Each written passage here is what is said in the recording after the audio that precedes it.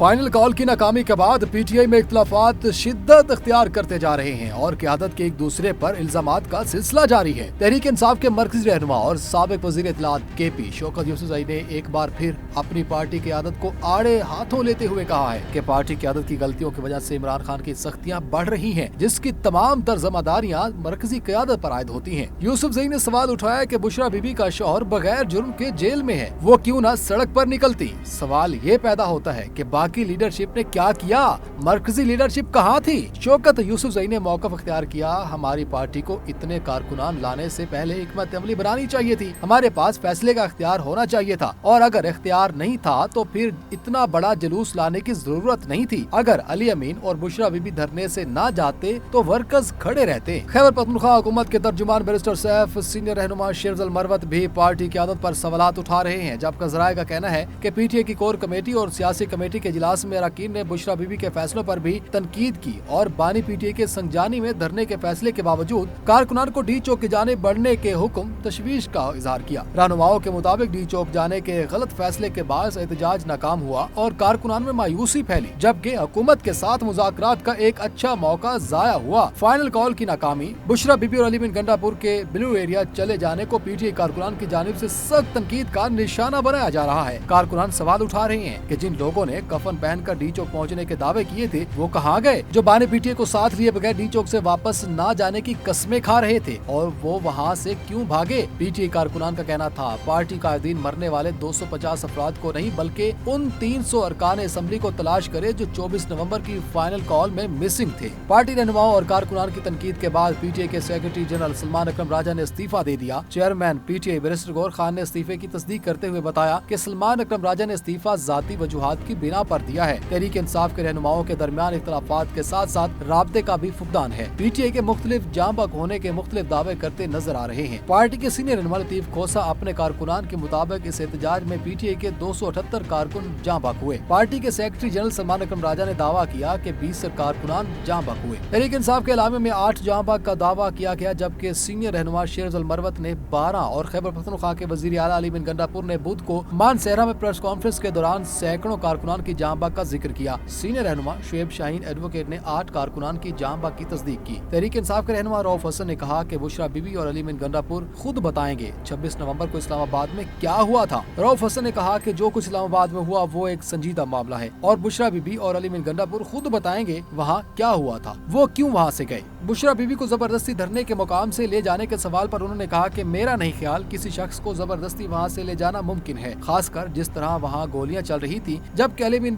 गंडापुर और बुशरा बीबी की गाड़ी को भी गोलियां लगी थी, जिसके बाद उन्हें वहाँ से निकालना ही बेहतर ऑप्शन था। तहरीक इंसाफ पर पाबंदी की खबरों पर बात करते हुए रऊफ हसन का कहना था कि तहरीक इंसाफ पर पाबंदी लगाना आसान काम नहीं, मगर आजकल बहुत सी अनहोनी चीजें हो रही हैं, अगर ऐसा कुछ होता है तो कानूनी रास्ता अख्तियार करेंगे। उन्होंने मजीद कहा कि इस वक्त हम अपने गिरबान में झांक रहे हैं कि हमसे कहाँ गलतियाँ हुई। पार्टी को आगे बढ़ाने के लिए नई क़यादत पर सोचा जा रहा है। क्या पीटीआई की सियासत बंद गली में जा रही है? क्या तहरीक इंसाफ पर पाबंदियां लगने वाली हैं? क्योंकि बलोचिस्तान असेंबली में करारदाद पेश कर दी गई। सूबाई वजीर सलीम अहमद खोसा ने पीटीआई पर पाबंदी की मुश्तरका करारदाद पेश की। करारदाद में वफाकी हुकूमत से मुतालबा किया है कि पीटीआई पर फौरी पाबंदी लगाई जाए। पीटीआई सियासी इंतशारी टोले की सूरत इख्तियार कर गई है।